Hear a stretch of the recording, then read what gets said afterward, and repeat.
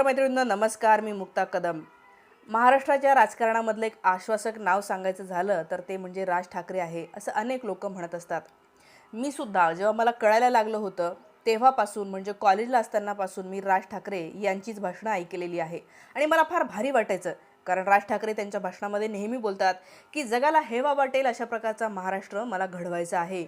आणि मला सुद्धा तसंच वाटतं की इथली राज्यव्यवस्था, इथली समाजव्यवस्था अशा पद्धतीची असावी की इथल्या राहणाऱ्यांना सगळ्यांना असं वाटेल की अरे वा, आपण किती छान जागी राहतो आहो.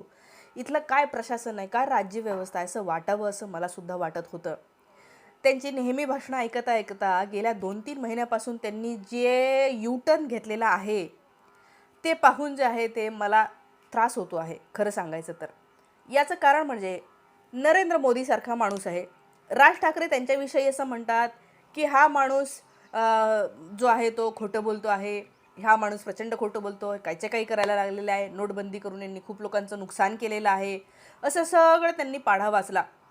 मलाही तेव्हाच कळलं आणि मलाही खरंच वाटलं की हो, हा नरेंद्र मोदी आणि अमित शहा हे लोक महाराष्ट्रासाठी चांगले नाही आहे, हे लोक महाराष्ट्र विरोधी आहेत. राजसाहेब ठाकरे यांनी सांगितलं होतं आणि मी त्यांचे भाषणं जे आहे ते मनापासून ऐकत होती. नंतर काळ असा आला की माहीत नाही त्यांच्यावर काहीतरी दबाव आला, ईडीची चौकशी सुरू झाली असं म्हणतात. आणि मग समजा चौकशी सुरू झाली, तुमच्यावर दबाव आला, तुम्ही घाबरले तर तुम्ही गप्प बसायला पाहिजे होतं. नंतर त्यांनी भाषणं द्यायला सुरुवात केली की नरेंद्र मोदी यांनी पंतप्रधान होण्यासाठी मी त्यांना बिनशर्त पाठिंबा देतो. तेव्हा मला कळलं नाही की आता हे असं का म्हणत आहेत. म्हणजे मी हे समजू शकते की एखादा वाईट मनुष्य असेल तर तो मनुष्य चांगला होऊ शकतो, चांगले गुण त्यांचे दिसू शकतात आणि नंतर आपण म्हणू शकतो की नाही आधी वाईट होता आता चांगला झालेला आहे. तर मलाही कळत नाही राज ठाकरे यांना नेमका काय बदल दिसला, मोदी यांनी आपलं राजकारण काय बदललं की राज ठाकरे यांना त्यांना पाठिंबा द्यावा वाटला. त्यांचं राजकारण तर काहीही बदललं यांनी, उलटं अजून अजून खराब होत गेलं. प्रत्येक भाषणामध्ये त्यांनी हिंदू मुस्लिम केलं. महाराष्ट्रातला रोजगार त्यांनी गुजरातला पळवून नेला. इथल्या मराठी शाळा बंद पाडल्या. कितीतरी गोष्टी आहेत. शेतमालाला भाव मिळाला नाही, MSPची गॅरंटी दिली नाही. सोयाबीन आमचा 3200 चाललेला आहे, एकेकाळी 10,000 भाव होता 2014च्या आधी. इतक्या सगळ्या निगेटिव्हच गोष्टी या माणसाने दिवसेंदिवस केलेल्या असतानाही राज ठाकरे यांनी का पाठिंबा दिला हे मला कळलं नाही. बरं, दबावातून जर दिला असेल तर मला असं वाटतं की ती भावना त्यांनी स्वतःजवळ ठेवायला पाहिजे होती, लोकांना कशाला सांगायची होती. ते झाल्याच्या नंतर आता त्यांचा काल इंटरव्ह्यू आला. ABP माझावर इथे तुम्हाला दिसत आहे. हा इंटरव्ह्यू मी पूर्ण पाहिला. या इंटरव्ह्यूमध्ये मला असं वाटलं की राज ठाकरे समजदार माणूस आहे, दबावामध्ये काहीतरी बोलून जातो. ठीक आहे, दबावामध्ये बोलले असतील, पण या इंटरव्ह्यूमध्ये त्यांनी अशा प्रकारे मॅन्युप्युलेट केलेलं आहे. मॅन्युप्युलेट म्हणजे काय, दिशाभूल केलेली आहे. दिशाभूल कशी, तर या व्हिडिओ इंटरव्ह्यूमध्ये त्यांना प्रश्न विचारला की तुम्ही भूमिका का बदलत आहात. एकदा तुम्ही नरेंद्र मोदी यांच्यासोबत होते, नंतर 19ला तुम्ही त्यांना विरोध केला आणि 24ला परत तुम्ही त्यांना सपोर्ट केला आणि आतासुद्धा तुम्ही महायुतीच्या लोकांना सपोर्ट करताय, फडणवीसांना सपोर्ट करताय, थोडक्यात भाजपला सपोर्ट करतायत. असं का भूमिका बदलली असं विचारल्याच्या नंतर राज ठाकरे उत्तर देताना राज ठाकरेंनी निदान ही उत्तरं द्यावी की नाही की हे बघा भाजपने त्यांची आधीची भूमिका बदलली, आता ते लोकाभिमुख झालेले आहेत, अदानींना सपोर्ट न करता ते शेतकऱ्यांच्या मालाच्या विषयी काहीतरी काम करत आहेत, मराठी शाळा त्यांनी 14,000 बंद करायचा निर्णय घेतला होता तो मागे घेतला. असं काहीच केलं नाही आहे त्यांनी. रोजगाराविषयी काही वेगळं केलं का नाही, इथला रोजगार पळवून नेलेला आहे. काहीही केलेलं नसताना राज ठाकरे म्हणतात की मी त्यांच्यासोबत आहे. त्याच्यामुळे मला प्रश्न पडतो की हे जे म्हणतात की मला असा महाराष्ट्र घडवायचा आहे, तर तुम्ही अशा लोकांच्या सोबत आहात की ज्यांनी या महाराष्ट्राची वाट लावलेली आहे. याच इंटरव्ह्यूमध्ये जेव्हा त्यांना विचारलं की सध्याच्या राजकारणाकडे कसं पाहता, तेव्हा ते म्हणतात की राजकारणाचा एकदम विचका झाला आहे, अत्यंत गलिच्छ राजकारण झालेलं आहे, घाण झालेलं आहे, कोण कुठे आहे हे समजत नाही. हे वाक्य त्यांचं बरोबर आहे.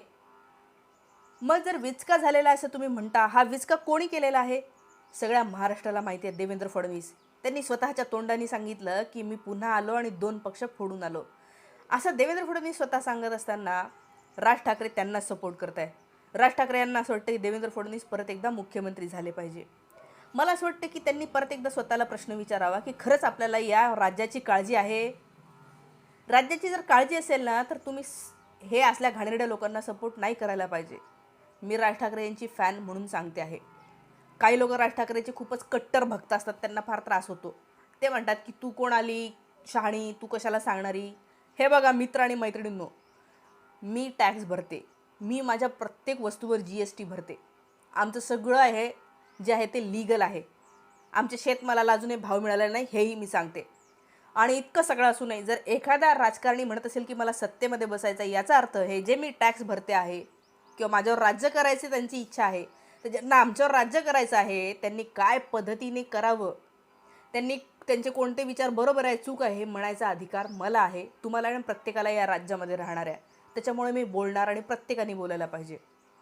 बरं, मग राज ठाकरे हे जे आहे ते या इंटरव्ह्यूमध्ये यांनी लोकांना कन्फ्यूज करायचाच प्रयत्न केलेला आहे. लोकांना कन्फ्यूज केलेलं आहे. खूप काही गोष्टी ते चांगल्या बोलतात आणि तेव्हा आपल्याला भारी वाटतं. मात्र त्यांची भूमिका अजूनही कळलेली नाही आहे किंवा मला असं वाटतं की ते उघडे पडलेले, एक्सपोज झालेले आहेत. कारण जर त्यांना वाटतं आहे की आता भाजपला आपण साथ द्यावी, तर ते नीट सांगूच शकलेलं नाही आहे की का साथ द्यावी. ते म्हणतात माझ्याकडे महाराष्ट्राची ब्लूप्रिंट आहे. ब्लूप्रिंट आहे तर तुम्ही त्यांना कशाला साथ देता. लोकशाही विरोधी हे लोक आहे. सोनम वांगचूक लडाखवरून चालत आलेला माणूस आहे. त्यांना तिथे आल्याच्या नंतर दिल्लीमध्ये त्यांना अटक केली की त्यांनी महात्मा गांधी यांच्या समाधीजवळ जाऊ नये आणि तिथे त्यांनी श्रद्धांजली वाहू नये. याच्यासाठी त्यांनी अटक केली. हे लोकशाही विरोधी सरकार नाही आहे का. या ठिकाणी धनंजय मुंडे यांच्या बायकोला फॉर्म भरता आलेला नाही आहे. एक माणूस विकत घेतला आणि त्यांचा फॉर्म बाद झालेला आहे. या ठिकाणी श्याम रंगीला यांना मोदी यांच्या विरोधामध्ये उभं नाही राहता आलं. ते सगळे व्हिडिओ तुम्ही पाहिले असतील.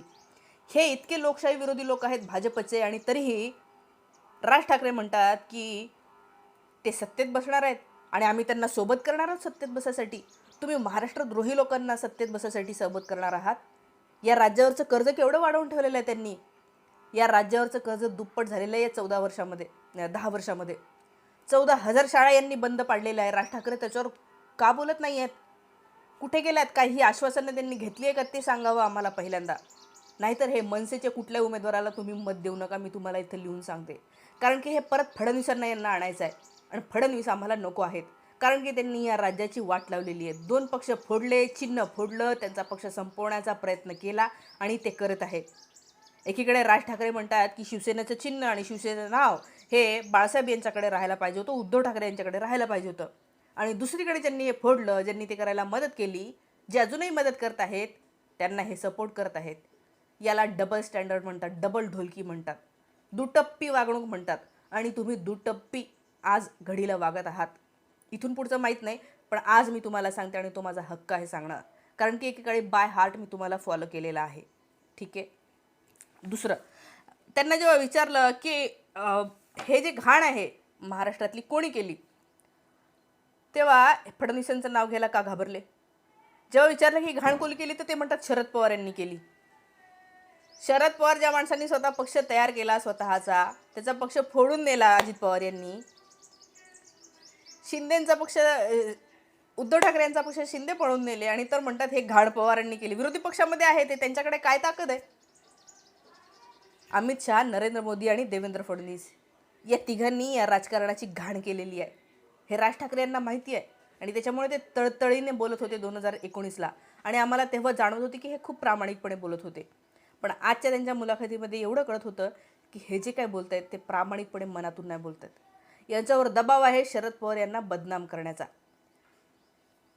हे राजकारण शरद पवार यांनी खराब केलं. कसं म्हणजे उद्या समजा तुमच्या घरामध्ये चोरी झाली, चोरांनी चोरी करून नेली, तुम्हाला म्हणलं की हे कोणामुळे झालं, तर तुम्ही म्हणणार की ते महाराष्ट्रामध्ये पहिला जो चोर होता की नाही, त्यांनी जेव्हा चोरीचा विचार केला की नाही, त्याचा दोष आहे. म्हणजे आता कोणी केलं त्यांचा काही दोष नाही आहे. उद्या तुम्ही त्यांना जाऊन शेकहँड करणार, शाबासकी देणार, त्यांना सत्तेमध्ये बसवणार. हे नाही चालणार राज ठाकरे. आणि आम्हाला ते बिलकुल आम्ही खपवून घेणार नाही. तुम्ही जोपर्यंत तुमची भूमिका स्पष्टपणे खूप ऑनेस्टली तुम्ही बोलतात असं आम्हाला वाटत नाही. कारण मला माहिती आहे राज ठाकरे हा एक खूपच जास्त काय म्हणूया समजदार, ऑनेस्ट व्यक्ती आहे. आज ते कुठल्याही याच्यातनं बोलत आहे. मला असं वाटतं की त्यांनी असं बोलू नये, पण कधी ना कधी त्यांनी खूप ऑनेस्टली हे सगळं एक्सप्रेस करावं, शेअर करावं. प्रत्येक विषयावर त्यांना ते म्हणतात की महाराष्ट्रातल्या प्रत्येक विषयावर माझ्याकडे तोडगा आहे. तर मला असं वाटतं की या घाणीवर जो तोडगा आहे ना, तो तुम्ही आत्ता बोला. आणि याच्यावर तोडगा हा भाजप सत्तेत येणं नाही आहे. तुम्ही प्लीज तुमचा जर विचार असेल ना की भाजप परत सत्तेमध्ये येईल, तर तुम्ही महाराष्ट्रावर खूप मोठा अन्याय करत आहात. या महाराष्ट्रातल्या तरुणांना, जनतेला, शेतकऱ्यांना हे भाजपचं महागाई वाढवणारं, बेरोजगारी वाढवणारं, शेतमालाला भाव न देणारं, आमच्या शेतासाठी लागणारे जे खतं आहेत ना, 450 रुपयाला खताची पिशवी होती, आज 1700 रुपयाला खताची पिशवी घ्यावी लागते. आज सोयाबीन घरामध्ये पडू नये, 4000 भाव आहे. एकेकाळी 10,000 झाला होता. 2013 साली सोयाबीनला 6000 भाव मिळाला पाहिजे म्हणत होती फडणवीस. त्याला काय भाव म्हणतात? काहीच भाव नाही आहे तो. सोयाबीनला भावच नाही आहे. खर्च जेवढा होतो ना तेवढा पण निघत नाही आहे. आणि तरी तुम्ही असे बर्बादी लावणाऱ्या लोकांना तुम्ही साथ देत आहात. तुम्ही परत एकदा विचार करा. धन्यवाद. शक्य झालं ना तर हा माझा व्हिडिओ राज ठाकरे यांच्यापर्यंत पोहोचवा. थांबते.